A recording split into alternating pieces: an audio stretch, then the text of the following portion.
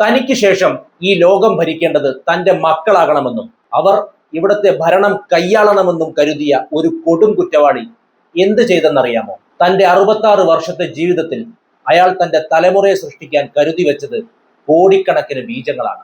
വിവിധ സ്ത്രീകളിൽ തനിക്ക് ജനിക്കാൻ പോകുന്ന കുഞ്ഞുങ്ങൾക്ക് കരുതി വെച്ചതാകട്ടെ ഈ ലോകത്തെ മുഴുവൻ വരുതിയിലാക്കുന്ന ഒരു സാമ്രാജ്യം. ആരാണ് ഈ ബിരുദൻ എന്നല്ലേ?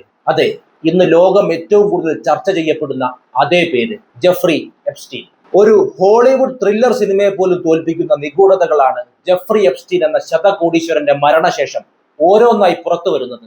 കേവലം ഒരു ലൈംഗിക കുറ്റവാളി എന്നതിലുപരി വരാനിരിക്കുന്ന ലോകത്തെ തന്നെ നിയന്ത്രിക്കാൻ ശേഷിയുള്ള ഒരു അതിമാനുഷിക വംശത്തിന്റെ സൃഷ്ടാവാകാൻ എപ്സ്റ്റീൻ മോഹിച്ചിരുന്നു. ശാസ്ത്രത്തെയും സമ്പത്തിനെയും തന്റെ വികൃതമായ ആഗ്രഹങ്ങൾക്കായി അയാൾ എങ്ങനെ ഉപയോഗിച്ചു എന്നതിന്റെ ഞെട്ടിക്കുന്ന വിവരങ്ങൾ പുറത്തു വരുമ്പോൾ അത് ആധുനിക ലോകം കണ്ട ഏറ്റവും വലിയ ജനിതക ഗൂഢാലോചനയായി മാറുന്നു. തന്റെ തന്നെ DNA ഉപയോഗിച്ച് ഭൂമിയിൽ ഒരു പുതിയ വംശത്തെ സൃഷ്ടിക്കുക എന്നതായിരുന്നു അയാളുടെ ഭ്രാന്തമായ ലക്ഷ്യം. ഈ രഹസ്യ പദ്ധതിയുടെ പ്രധാന കേന്ദ്രമായി എപ്സ്റ്റീൻ തെരഞ്ഞെടുത്തത് ന്യൂ മെക്സിക്കോയിലെ സാൻഫേ കൗണ്ടിയിലുള്ള അയാളുടെ കൂറ്റൻ ഫാം ഹൗസ് ആയ സോറോ റോഞ്ച് ആയിരുന്നു. ആയിരക്കണക്കിന് ഏക്കറുകളിൽ പരന്നു കിടക്കുന്ന ഈ നിഗൂഢ കേന്ദ്രത്തിൽ ഒരേ സമയം 20ഓളം സ്ത്രീകളെ താമസിപ്പിച്ച് തന്റെ ബീജത്തിലൂടെ അവരെ ഗർഭിണികളാക്കാനാണ് അയാൾ പദ്ധതിയിട്ടിരുന്നത്. സാധാരണ മനുഷ്യരെക്കാൾ ബുദ്ധിശക്തിയും ശാരീരിക ശേഷിയുമുള്ള ഒരു സൂപ്പർ ഹ്യൂമൻ വംശത്തെ വികസിപ്പിച്ചെടുക്കുക എന്ന യൂജനിക്സ് ആശയത്തിലായിരുന്നു എപ്സ്റ്റീന്റെ താല്പര്യം. ഇതിനായി ലോക പ്രശസ്തരായ ജനിതക ശാസ്ത്രജ്ഞരുമായും നൊബേൽ ജേതാക്കളുമായും അയാൾ രഹസ്യ കൂടിക്കാഴ്ചകൾ നടത്തിയിരുന്നു. ഹാർവാർഡ് സർവകലാശാല ഉൾപ്പെടെയുള്ള വമ്പൻ സ്ഥാപനങ്ങൾക്ക് അയാൾ നൽകിയ വൻ തുകകൾ ഇത്തരം പരീക്ഷണങ്ങൾക്കുള്ള നിശബ്ദ അനുവാദമായിരുന്നു എന്ന് സംശയിക്കേണ്ടിയിരിക്കുന്നു. മനുഷ്യ ശരീരത്തെ സാങ്കേതിക വിദ്യയുമായി സംയോജിപ്പിച്ച് മരണത്തെ പോലും തോൽപ്പിക്കാൻ ശ്രമിക്കുന്ന ട്രാൻസ് ഹ്യൂമനിസം എന്ന ആശയത്തോടും എപ്സ്റ്റീന് വലിയ ഭ്രമമുണ്ടായിരുന്നു. തന്റെ തലയും ലിംഗവും മരണശേഷം ശീതീകരിച്ച് സൂക്ഷിക്കണമെന്നും ഭാവിയിൽ പുതിയ സാങ്കേതിക വിദ്യ ഉപയോഗിച്ച് തനിക്ക് പുനർജന്മം നൽകണമെന്നും അയാൾ തന്റെ സുഹൃത്തുക്കളോട് പറഞ്ഞിരുന്നു. ഈ നിഗൂഢ പദ്ധതികളുടെ ഭാഗമായാണ് ലോകത്തെ അതിപ്രശസ്തരായ ശാസ്ത്രജ്ഞരെ അയാൾ തന്റെ സ്വകാര്യ ദ്വീപായ ലിറ്റിൽ സെയിന്റ് ജെയിംസിലേക്ക് ക്ഷണിച്ചിരുന്നത്. അവിടെ നടന്നത് കേവലം പാർട്ടികൾ മാത്രമായിരുന്നില്ല, മറിച്ച് ധാർമ്മികതയ്ക്ക് നിരക്കാത്ത ജനിതക പരീക്ഷണങ്ങളുടെ ആസൂത്രണം കൂടിയായിരുന്നു. എപ്സ്റ്റീന്റെ ഈ സൂപ്പർ റേസ് സ്വപ്നങ്ങൾ വെറും ഒരു ഭ്രാന്തൻ ചിന്തയായിരുന്നില്ല, മറിച്ച് വളരെ ആസൂത്രിതമായ ഒരു നീക്കമായിരുന്നു. തന്റെ DNA ഭാവി തലമുറകളിൽ നിറയ്ക്കാനായി പല പ്രമുഖ സ്ത്രീകളെയും അയാൾ പ്രലോഭിപ്പിച്ചിരുന്നു. സമ്പത്തും സ്വാധീനവും ഉപയോഗിച്ച് പ്രകൃതി നിയമങ്ങളെ തന്നെ മാറ്റിയെഴുതാൻ ശ്രമിച്ച ഒരു മനുഷ്യന്റെ പതനം പക്ഷേ ദുരൂഹതകൾ ബാക്കി വെച്ചുകൊണ്ടുള്ളതായിരുന്നു. 2019 ജയിൽ സെല്ലിൽ അയാളെ മരിച്ച നിലയിൽ കണ്ടെത്തിയതോടെ ഈ പരീക്ഷണങ്ങളുടെ യഥാർത്ഥ വ്യാപ്തി എത്രത്തോളമായിരുന്നു എന്ന രഹസ്യം എന്നേക്കുമായി കുഴിച്ചു മൂടപ്പെട്ടു. എങ്കിലും ആധുനിക ശാസ്ത്രത്തിന്റെ മറവിൽ സമ്പന്നർക്ക് എന്തും ചെയ്യാമെന്നുള്ള ഭീതിതമായ ഒരു യാഥാർത്ഥ്യത്തിലേക്കാണ് എപ്സ്റ്റീൻ ഫയലുകളിലെ ഈ വെളിപ്പെടുത്തലുകൾ വെളിച്ചം വീശുന്നത്. ജെഫ്രി എപ്സ്റ്റീൻ തന്റെ ഭ്രാന്തമായ സൂപ്പർ റേസ് പദ്ധതികൾക്ക് ശാസ്ത്രീയമായ പരിവേഷം നൽകാൻ ലോകപ്രശസ്തമായ പല ഗവേഷണ സ്ഥാപനങ്ങളെയും പ്രതിഭകളെയും സ്വാധീനിച്ചിരുന്നു. ആഗോള ശാസ്ത്ര ലോകത്തെ തന്നെ പ്രതിക്കൂട്ടിലാക്കുന്ന ആ ചില പ്രധാന വിവരങ്ങൾ നമുക്ക് വിശദമായൊന്ന് നോക്കാം. ജെഫ്രി എപ്സ്റ്റീന്റെ ഏറ്റവും വലിയ നിക്ഷേപം ഹാർവാർഡ് സർവകലാശാലയിലായിരുന്നു. സർവകലാശാലയിലെ പ്രോഗ്രാം ഫോർ എവല്യൂഷണറി ഡൈനാമിക്സ് എന്ന വിഭാഗത്തിന് $6.5 ദശലക്ഷം അയാൾ സംഭാവന നൽകി. അവിടെ അയാൾക്ക് സ്വന്തമായ ഒരു ഓഫീസ് പോലും അനുവദിക്കപ്പെട്ടിരുന്നു.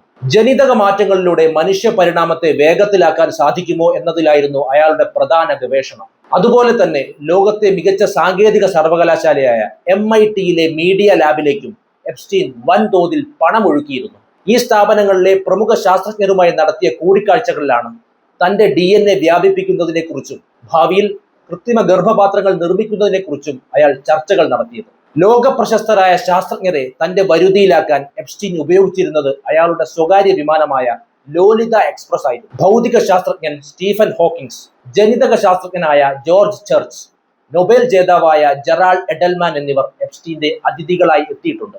ഹോക്കിങ്ങിനെ പോലെയുള്ളവർ എന്തിനാണ് അയാളുടെ ദ്വീപ് സന്ദർശിച്ചത് എന്നത് ഇന്നും നിഗൂഢമായി തുടരുന്നു. ന്യൂ മെക്സിക്കോയിലെ തന്റെ സൂപ്പർ റേസ് കേന്ദ്രത്തിൽ അത്യാധുനികമായ ഒരു ക്രയോണിക്സ് ലാബ് സ്ഥാപിക്കുന്നതിനെ കുറിച്ച് അയാൾക്ക് ഉപദേശം നൽകിയത് ഈ മേഖലയിലെ വിദഗ്ധരായിരുന്നു. സമ്പന്നർക്ക് മരണമില്ലാത്ത ലോകം സൃഷ്ടിക്കുക എന്ന ലക്ഷ്യത്തോടെ പ്രവർത്തിക്കുന്ന അൽക്കോർ ലൈഫ് എക്സ്റ്റൻഷൻ ഫൗണ്ടേഷൻ പോലുള്ള സ്ഥാപനങ്ങളുമായി എപ്സ്റ്റീന് അടുത്ത ബന്ധമുണ്ടായിരുന്നു.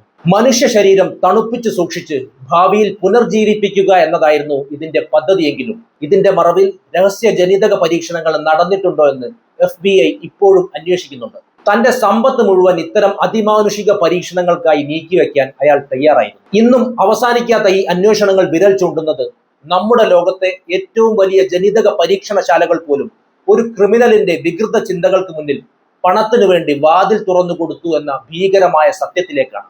ജെഫ്രി എപ്സ്റ്റീന്റെ വികൃതമായ സാമ്രാജ്യത്തിലെ ഏറ്റവും നിർണായകമായ കണ്ണിയായിരുന്നു ഗിസ്ലൈൻ മാക്സ്വെൽ. എപ്സ്റ്റീന്റെ വെറുമൊരു കാമുകി എന്നതിലപ്പുറം അയാളുടെ സൂപ്പർ റേസ് പദ്ധതികളുടെയും പെൺകുട്ടികളെ കടത്തുന്ന ശൃംഖലയുടെയും സൂത്രധാരയായിരുന്നു ഈ ബ്രിട്ടീഷ് വനിത.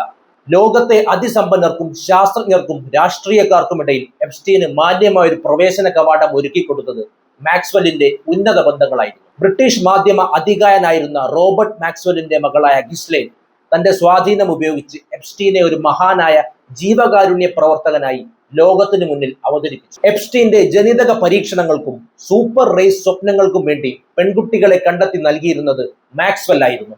പ്രായപൂർത്തിയാകാത്ത പെൺകുട്ടികളെ പ്രലോഭിപ്പിക്കാനും അവരെ എപ്സ്റ്റീന്റെ പക്കൽ എത്തിക്കാനും അവർ ഒരു പ്രത്യേക രീതി തന്നെ വികസിപ്പിച്ചെടുത്തു. എപ്സ്റ്റീന്റെ ഫാം ഹൗസ് ആയ സോറോ റോഞ്ചിൽ ജനിതക പരീക്ഷണങ്ങൾക്കായി സ്ത്രീകളെ താമസിപ്പിക്കാനുള്ള പദ്ധതിയുടെ മേൽനോട്ടം മാക്സ്വെല്ലിനായിരുന്നു. ഈ പരീക്ഷണങ്ങൾക്ക് ഇരയാകുന്നവർ പുറം ലോകത്തോട് ഒന്നും പറയില്ലെന്ന് ഉറപ്പുവരുത്താൻ അവർ ഭീഷണിയും സമ്മർദ്ദവും ഉപയോഗിച്ചിരുന്നു. ഇതിനു പുറമെ ലോകത്തെ സ്വാധീന ശക്തിയുള്ള വ്യക്തികളുടെ രഹസ്യങ്ങൾ ക്യാമറയിൽ പകർത്തി അവരെ ബ്ലാക്ക്മെയിൽ ചെയ്യാനും മാക്സ്വെൽ എപ്സ്റ്റീനെ സഹായിച്ചിരുന്നു. എപ്സ്റ്റീന്റെ നിഗൂഢമായ ഇടപാടുകളിൽ പങ്കാളികളായ മറ്റു പ്രമുഖരുടെ പട്ടിക ഏതൊരു സാധാരണക്കാരനെയും ഞെട്ടിക്കുന്നതാണ്. അമേരിക്കൻ മുൻ പ്രസിഡന്റുമാരായ ബിൽ ക്ലിന്റൺ, ഡൊണാൾഡ് ട്രംപ്, ബ്രിട്ടനിലെ ആൻഡ്രൂ രാജകുമാരൻ, മൈക്രോസോഫ്റ്റ് സ്ഥാപകൻ ബിൽ ഗേറ്റ്സ് എന്നിവരുടെ പേരുകൾ എപ്സ്റ്റീന്റെ യാത്രാരേഖകളിലും ഡയറികളിലും ഇടം പിടിച്ചിട്ടുണ്ട്. ആൻഡ്രൂ രാജകുമാരനെതിരായ ലൈംഗിക ആരോപണങ്ങൾ രാജകുടുംബത്തിന്റെ പ്രതിച്ഛായയ്ക്ക് വലിയ മങ്ങലേൽപ്പിച്ചിട്ടുണ്ട്.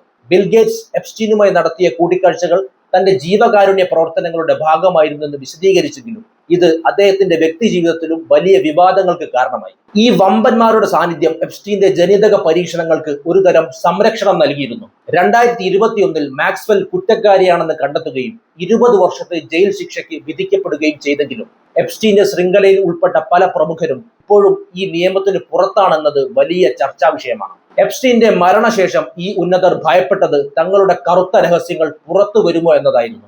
ആ രഹസ്യങ്ങളിൽ ചിലത് ഇപ്പോഴും ലോകത്തിന്റെ ചർച്ചാ വിഷയമായി തുടരുന്നത് അവയിലെ നിഗൂഢതയുടെ ആഴം കൊണ്ടാണ്. എപ്സ്റ്റീൻ എന്ന വ്യക്തി ഇല്ലാതായെങ്കിലും അധികാരവും പണവും ഉപയോഗിച്ച് പ്രകൃതി നിയമങ്ങളെ പോലും വെല്ലുവിളിക്കാൻ ശ്രമിക്കുന്ന വികലമായ ചിന്താഗതികൾ ഇന്നും അവസാനിച്ചിട്ടില്ല. മനുഷ്യത്വത്തിന് നിരക്കാത്ത ഇത്തരം പരീക്ഷണങ്ങൾ ഇനിയൊരിക്കലും ആവർത്തിക്കാതിരിക്കാൻ ജാഗ്രതയോടെയുള്ള ചർച്ചകൾ അനിവാര്യമാണ്. കാരണം ശാസ്ത്രം വഴിപിഴച്ചാൽ അത് മാനവരാശിയുടെ തന്നെ അന്ത്യത്തിന് തുടക്കമായേക്കാം. എന്താണ് ഈ വിഷയവുമായി ബന്ധപ്പെട്ട് നിങ്ങളുടെ അഭിപ്രായം? എന്തു തന്നെയായാലും കമന്റ് ചെയ്യും. മറ്റൊരു വിഷയവുമായി വീണ്ടും കാണാം. നന്ദി.